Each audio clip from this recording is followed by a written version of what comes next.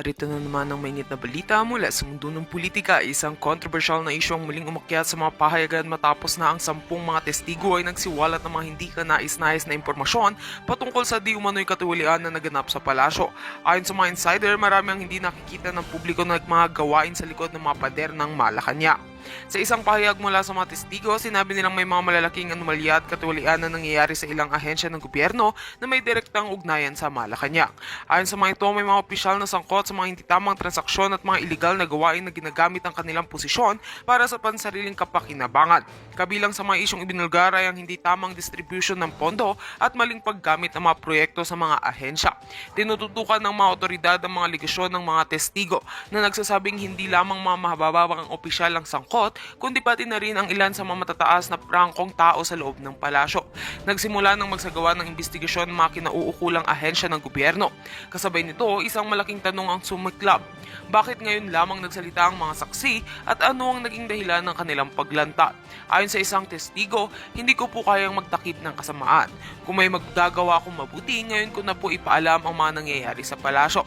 Samantala, nang marinig ni President Kuting ng Norte Jr. ang mga pahayag na ito, agad siyang nagbigay ng reaksyon at nagbanta sa mga staff at opisyal ng gobyerno na nagkaroon ng kaugnayan sa issue. Ayon sa mga pagkakatiwalaang sources, ipinahayag ni PBBM na hindi siya magdadalawang isip na ipatupad ang mga kaukulang aksyon laban sa mga tiwaling empleyado at may mga pagkukulang na mangyayari kung mapapatunayan ang mga aligasyon. Habang abala ang mga opisyal ng gobyerno sa pag-iimbestiga, patuloy ang mga tanong ng mga mamamayan kung paano ito makakaapekto sa kredibilidad ng administrasyon ni President Marcos. Maghihintay tayo sa mga susunod na pahayag mula sa mga otoridad at kung ano ang magiging kalalabasan ng mga investigasyon. At yan nga ang mga balitang ating pagkakatutukan, at kung bago ka pa lamang sa aking channel ay huwag kakalimutang mag-like, share and subscribe para updated ka sa aming mga bagong balita dito sa Tatak Pinas.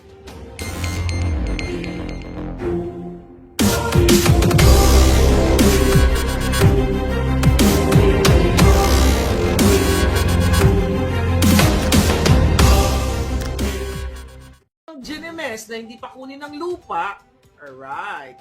Yan ang favorite nilang yan na lang gusto nilang marinig. Anong ginawa? Okay? Anong ginawa muna pala ng ating mga vloggers, ng mga kaibigan natin na wala doon? Kaya kilala nyo na yun kung sino si mga yon. Kasalukuyan ngayon nasa Korte Suprema para hingiin ang petisyon sa korte na pigilan ang panghaharas, ang panggigipit ng mga jutang gininanyo. Ubadero Dan Fernandez, Rebelding Makakaliwa NPA Paduano, Alex Bongkayo Brigade, yung pastor na Bulaan, waka ng inanyo, trillion times. Kaya kayo galit na galit, okay?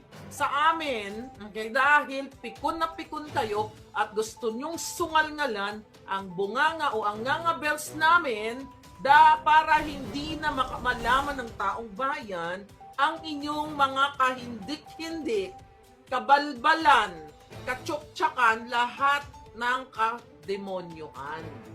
Unang-una ulit, maraming unang-una, inilathala nyo ang pangalan kong napakaganda, okay, sa dyaryo na ako ay inyong pinatatawag dyan sa inyong Tridor Committee para sa nagkipitin ako at ang mga kasamaan kong vlogger.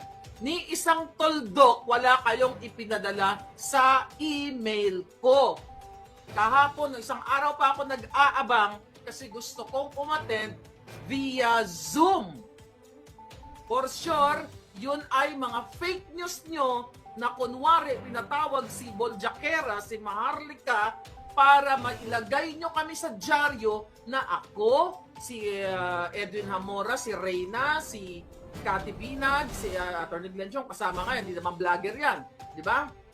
Nilagay nyo. Unang-una, fake news, vlogger ba si Glenchong? So, anyway, inilathala nyo ang mga pangalan namin dahil yan ang utos ng buwaka ng inang kidnapper na si Lisa Marcos, si Marcos Jr. na amo nyo. Hindi nyo ako pinadala ng imbitasyon. At hinahamon ko kayo dahil may susunod pa yan, mga buwakan ng Genimis nyo, kung gusto nyo ako umattend, padala nyo ako sa email ko, ayan, maharlikanetwork@protonmail.com at payagan nyo ako na magsalita sa Zoom dahil pinayagan nyo ang isang resource person. Katulad ng pagpayag ng Senado sa PDEA Leaks kay Kumar na gustong inatasan na ipagburgor si Morales during PDEA Leaks. Di ba? Based on the video na ipinakita doon sa PDEA Leaks. Balik tayo. Galit na galit kayong mga yawa kayo sa amin. Dahil minumura namin kayo. Bakit kami nagmumura sa inyo? Sa tingin nyo ba mga putang ina nyo? Kung tama ang ginagawa nyo sa bayan, hindi nyo ninanakaw ang pera, hindi nyo binibili ng Rolex, ng Hermes, ng mga property sa iba't ibang bansa, mga jutang ginina ninyo, mumurahin ba kayo, mga hinayupa kayo? Mga bulaan kayo, dapat kayong dinudurog sa social media. Dahil ang pagmumura ko ng buwakan ng ina ay kalayaan ko. Opinion, frustration, out of your pagnanakaw sa kaba ng bayan. Kung matino kayo at hindi sana baku-bako ang mga kalsada, kung inimbestigahan nyo ang 5,500 flood control na ipinagyabang ng amo nyong adictus bangag na si Marcos Jr., buwakan ng ina ninyo, sana palakpakan pa namin kayo. Yan ang dahilan, kaya yung hearing na yan ay kajotahan at paggigipit sa mga Duterte or Marcos critic vloggers. Dahil ni isa na mga maaantot na ensimada vloggers na binabayaran ng gobyerno ni Marcos Jr., wala kayong inibitahan. Bagkus nando doon yung kalbo at ang mga dugyot sa likod. Nakita nyo yon? Yan ay bayaran ni Martin Romualdez, ni Lisa Tanas ng gobyerno ito. Hindi nyo pinatawag ang mga jutang genimis na mga trolls o mga dugyot o ano pang tawag sa kanila, mga walang hiyang yan. Pero ang pinatawag nyo ang DDS vloggers. Why? Kasi ang intensyon ninyo ay i-contempt. Ano ginawa nyo?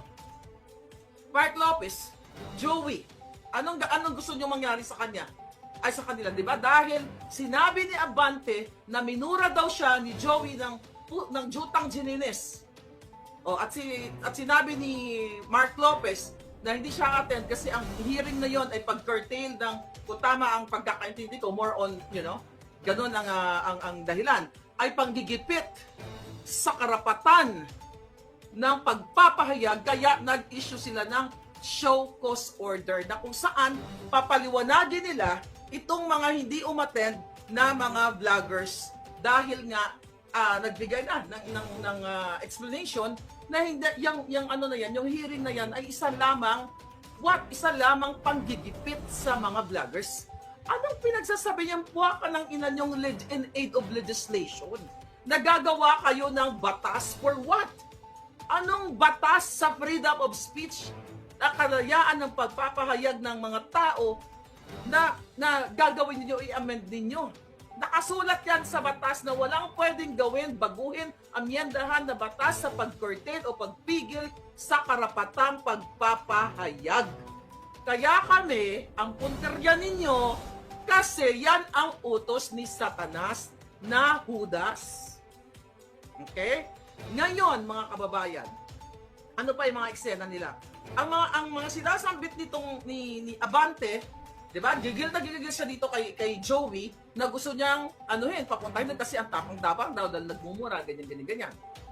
Abante, ang pagmumura ay kasama sa protected speech. So kung minura kita ng trillion times na buwaka ng genimis mo, hinayupa ka, padila-dila ka, karapatan ko yun. Hindi lahat ng tao nagmumura. Maaring masakit sa tenga ninyo, pero pag sinabi ko mga buwaka ng ina ninyo, hindi yan libelous. Yan ay opinion, damdamin, frustration dahil sa mga pinaggagawa niyong kababuyan sa bayan. Di ba? Yan. Then ano pa? Mag-ano kayo dyan? Kung gusto nyong ipatawag ang mga trolls, dahil yan ang pinag-uusapan ninyo dahil gusto nyong in aid of legislation para makontrol ito mga trolls. Yung mga puwaka ng ina ninyo. Ang troll trolls na kay Lee Satanas. Nandyan sa comment section niya. Nandyan kay Bangag Jr. Nandyan ang trolls. Lahat ng nagpapapuri na si Lee Satanas ay sexy na kaparang Miss Universe na ang totoo butod mudlo ay trolls ni Lisa. Bakit ayaw niyong ipatawag yan? Na mga inayupa kayong mga gunggong kayo. Yang pagpapatawag-tawag yung hearing na yan, obviously gusto niyong pagtakpan ang ginawang kabangagan ni Marcos Jr. Kayo dyan sa House of Congress, yung bakanting bicameral report sa 6.325 trillion budget ng Pilipinas na gusto nyong nakawin sa pamamagitan ng akap-tupad kung ano-anong mga kaayudahan. Kaya gusto nyo i-cover up na naman, pinatawag din yung vloggers, dahil yan ang utos ni Lee Satanas. It's the same thing ng pagpapasabog ko ng pulburon video. At tinakil nyo na sinasabi ng gunggong ng Jeffrey D at DICT, okay, nandoon si Ayman Uy, na ang pulburon video daw ay napatunayan na ito ay space swap and everything based sa kanilang sa kanilang mga app. Kung di ba naman kayo mga gunggong, yung video ni Marcos Jr. na missing hot. Okay? Okay, may props tayo ngayon. Okay, may bago tayo props. Kabibili ko lang. Okay, paano ba to? Ito. Yung video ni Marcos Jr. na sumisingot, na gumaganyan, na pulboronic, yan ay authenticated dito sa Amerika.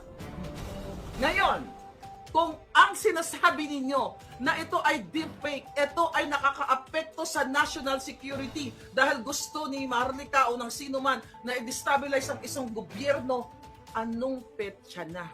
July ko pa inilabas yun. August, September, October, November, December, January, February na. 7 months. Bakit hindi kayo nakipag-ugnayan sa Amerika para kasuhan si Maharlika na nagde-destabilize sa gobyerno ng Pilipinas dahil sa pulburon video na yan? Hindi nyo ginagawa dahil for sure pinagtawanan kayo kung sino man yung kinausap ninyo. Dahil based on that hearing, sinubukan nyo makipag-ugnayan sa Amerika, pero napansin ko, sabi medyo mahirap kasi iba ang batas sa Amerika, Kasi gusto nyo akong ipawak. O baka naghanap kayo ng tao na sinto-sinto na gustong gustong ipadukot ako dito sa Amerika or whatever. Pero bakit ayaw ni Bangag Marcos nakasuhan kung fake news ito?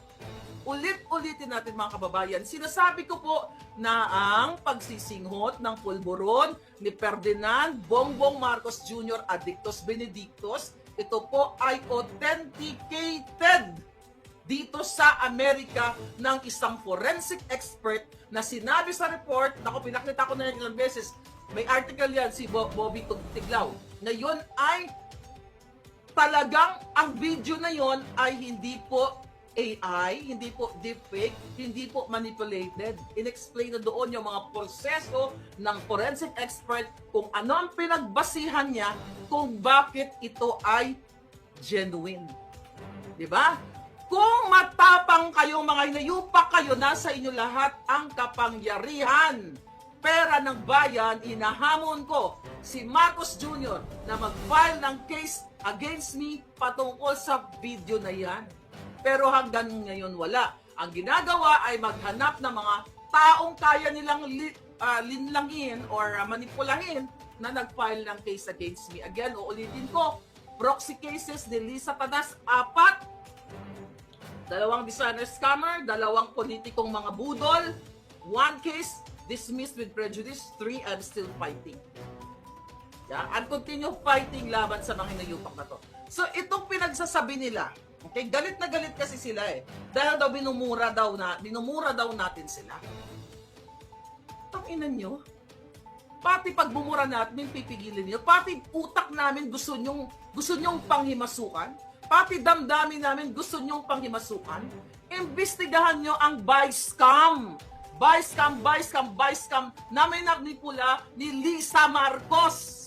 Yang putang, ng waka ng generous na yan, Yang si Bangag na yan, na nagsisinungaling na binasa niya ang 4,057 pages na GAA, yan ay fake news. Kasi walang tao na kayang magbasa kahit 4 days o 8 days, lalo na kung bangag ka na matatapos mo ang 4,057 pages. Kung meron sana kayong inimbita, kundi si Lisa Tanas, si Bangag, mga julul kayo. Niloloko na kayo. Well, nakikinabang kayo, mahinayupa kayo. Ikaw, hubadero, na hanggang ngayon hindi mo mabigkas ang P at saka F. At ang country sa country. Ang country sa country.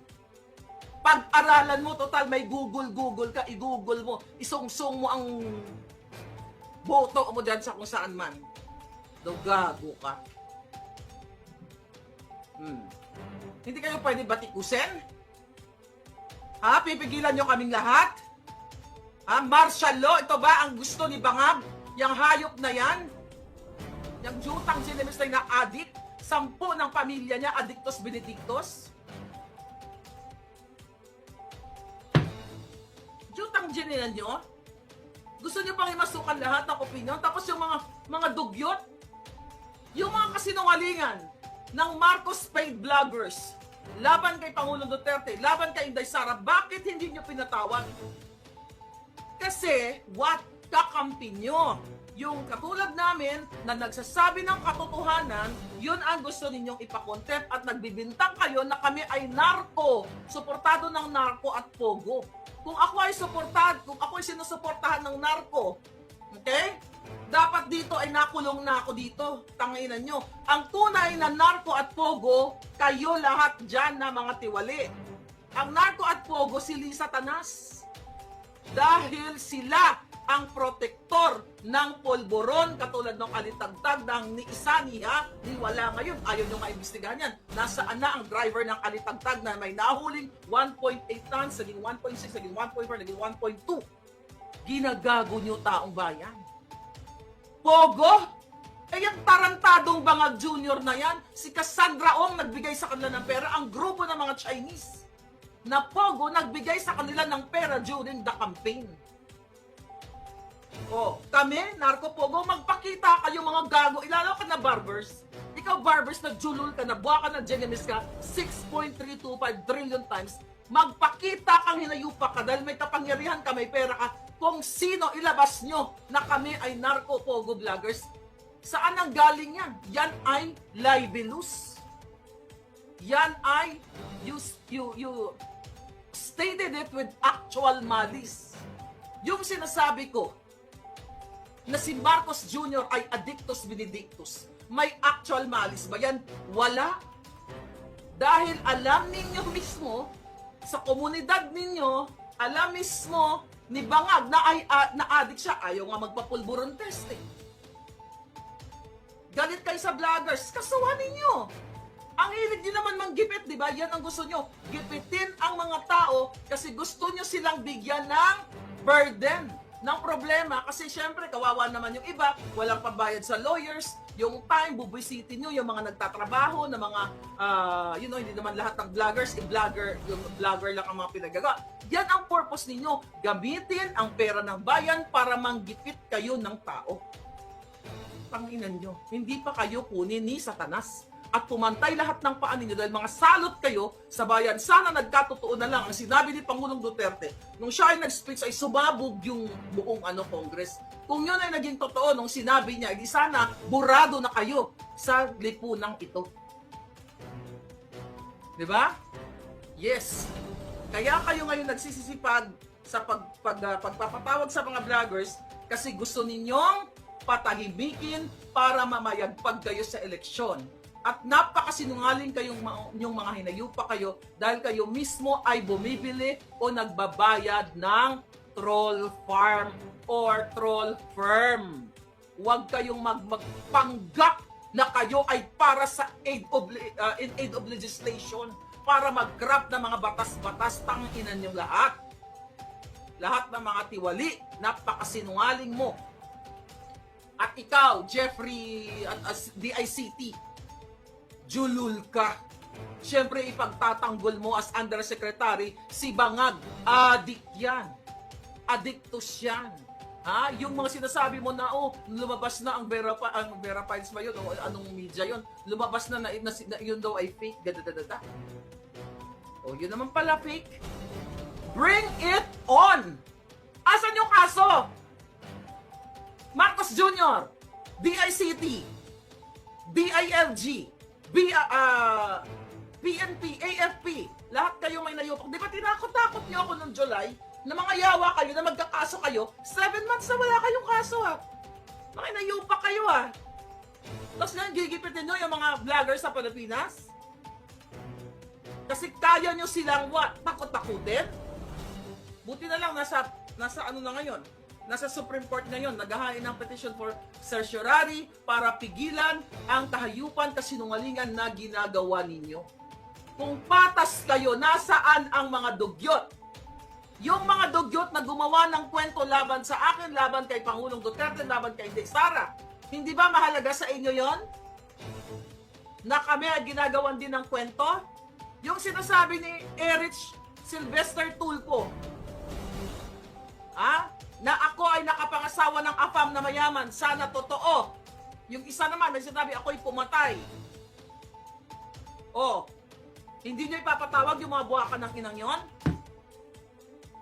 Sana nga totoo. Pero kalaunan, ang meron palang property dito sa Amerika na nakapangasawa si Eric Sylvester ng Pilipinang CNA na kahit magtrabaho siya at hindi siya matulog, never ever siyang makakaipon ng $1.6 million para bilhin ang cash na bahay dito sa Porter Ranch. Yang waka ng inang Erich Sylvester Tulfo na nagnakaw ng identity dito sa Amerika at ay nabuso ang kapangyarihan ng Amerika, ang legal system ng Amerika.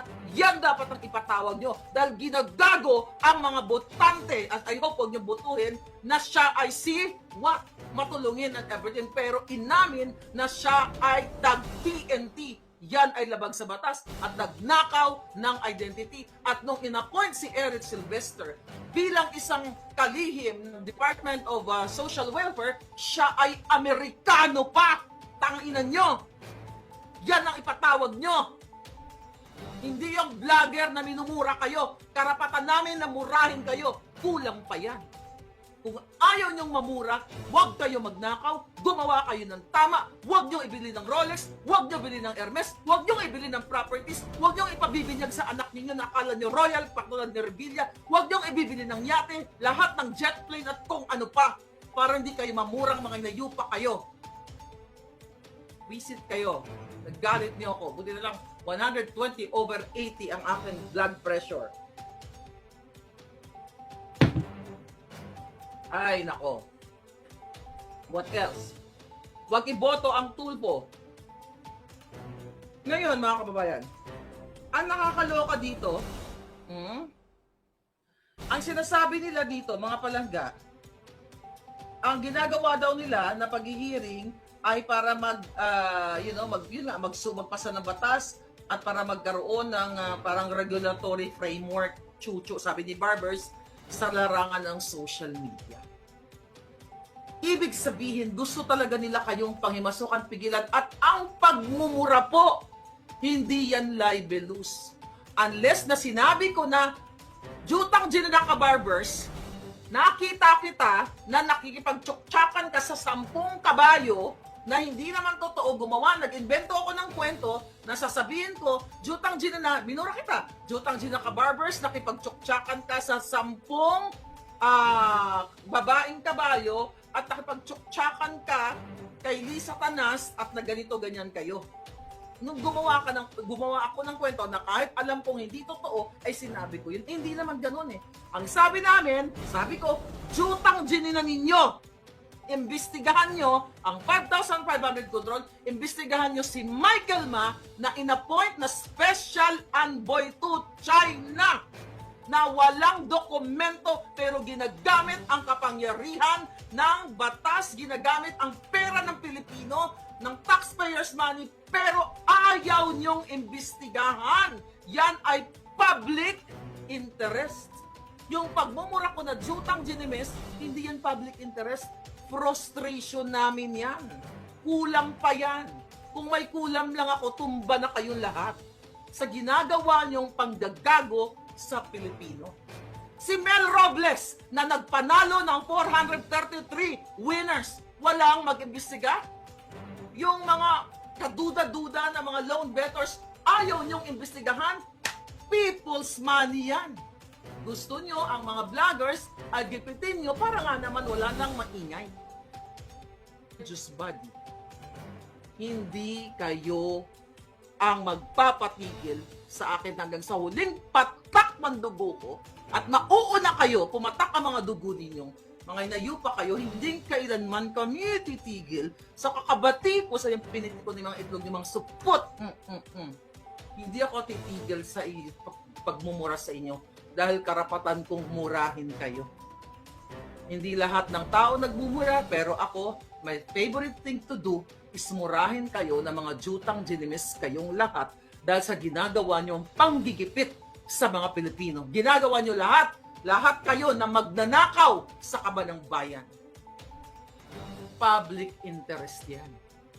Itigil nyo ang inyong panggigipit or else makukulam kayo ng mga mangkukulam. Ano ba pinagsasabi niyo mga palangga? Ayan, dinidestabilize, sinisira namin si Marcos Jr. Kailan namin sinira si Marcos Jr.? Bago pa siya maging presidente, sira na siya. Nalagay na nga yan eh. Di ba? Alam na nga ng buong mundo na magnanakaw yung putang inang yan. Kawatan yung hayop na yan, nabudol lang tayo. Anong sinisira namin na addict siya? Magpa-drug test siya. Isama na si Lisa Tanas at ang mga anak niyang mga hangal na mga pula ang mata. Oh. Ano pinagsasabi niyo mga gonggong kayo? Tapos ngayon gipit-gipitin niyo kami? Ipatawag niyo ako, sige.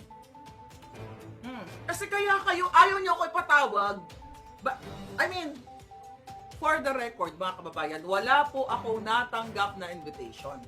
Unless, napumunta na naman sila doon sa Pasig, yung inimbento nilang address. Alright? Yung sa 626 Drive, baka doon nila pinadala. Pero nasa email na, wala po ako natanggap na email. Kaya, pero kung gusto nyo, total nakikinig naman kayo, yung Malacanang nakikinig yan yung mga